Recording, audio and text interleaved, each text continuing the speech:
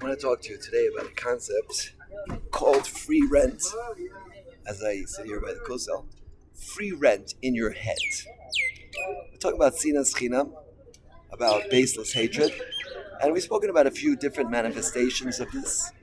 We've spoken about how chinam means unjustified. We've spoken about how chinam means um, unknown because it's there in your heart and you don't even know about it because it's become so unaccustomed. I want to now talk about another word, translation of chinam, which means free rent.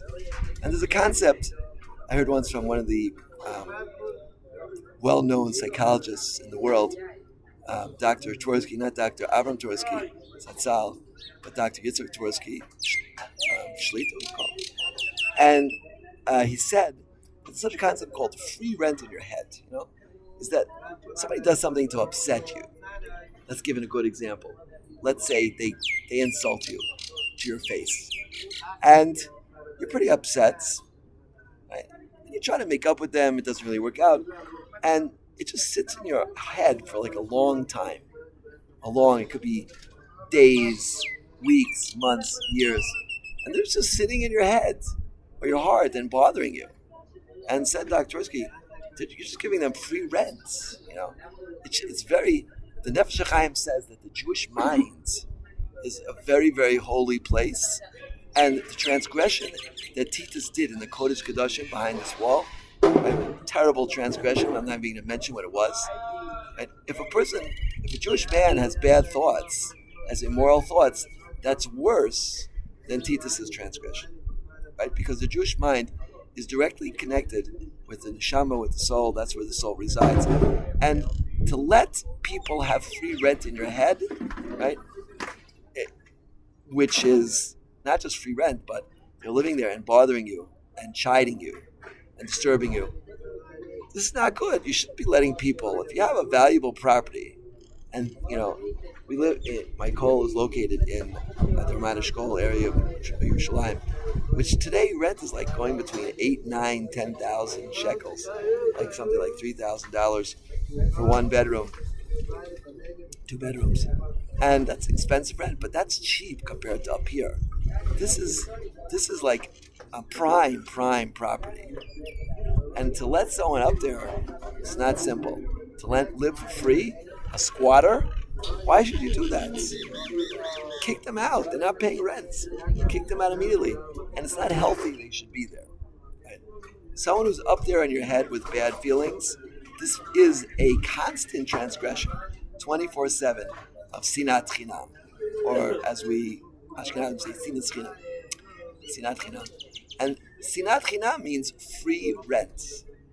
So again, the next time you realize that you have squatters in your head and your heart, and you realize like you might be in the middle of Shemona Esrei, or you might be doing something else, you might be driving your car or in the Beis Medrash learning or something, or at the Kosel getting ready to daven, and suddenly you realize, I'm so upset with these people. In the back of your mind is that insult that you got.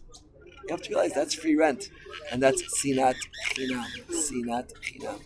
And that's why I'm sitting on this side of the Beis Medrash, on the floor, and not on the other side of the Beis Hamikdash, and not on the other side of the Beit Hamikdash, inside, because of that feeling, because of that free rent. So I'm giving you very, very wise advice today. Stop letting people live in your head for free. Right? Now, I'm not saying you should have sinat schirut, with the charge, but the moment that you ask people for money, it's a very interesting phenomenon. Sometimes, if you offer something for free, everybody's willing to be on board with you. If you offer something for pay, everybody walks away. Believe me, when you start telling the Yetzer Hara or the Yetzer Hara that he's going to charge rent to be in your head, he's going to walk away. He doesn't want to pay rent. He's not willing to give you one dime. He's the biggest cheapskate in the world. He, she, it, MX, however we're going to call the Yetzer Hara. So keep this in mind. Sinat chinam is free rent, and you should go for sinat schirut. If the Yetzer Hara wants to come and spend time in your head, make him pay rent. and he will leave immediately. And the moment he leaves, you'll be living in bliss, because the biggest, the biggest, the biggest, the biggest rotation, the biggest impetus. Oh, sorry, the biggest hindrance. That's the word I'm looking for. The greatest hindrance that we have to living a life of bliss. Kiyamei Shemayim La'aretz, as we say in Shema. Consider here. Kiyamei Shemayim La'aretz, is to tell him. But Kiyamei Shemayim La'aretz, like days of heaven on earth. We have days of heaven on earth. And how do we do that? We do it by getting rid of Sinat Chinam from our head, from our heart.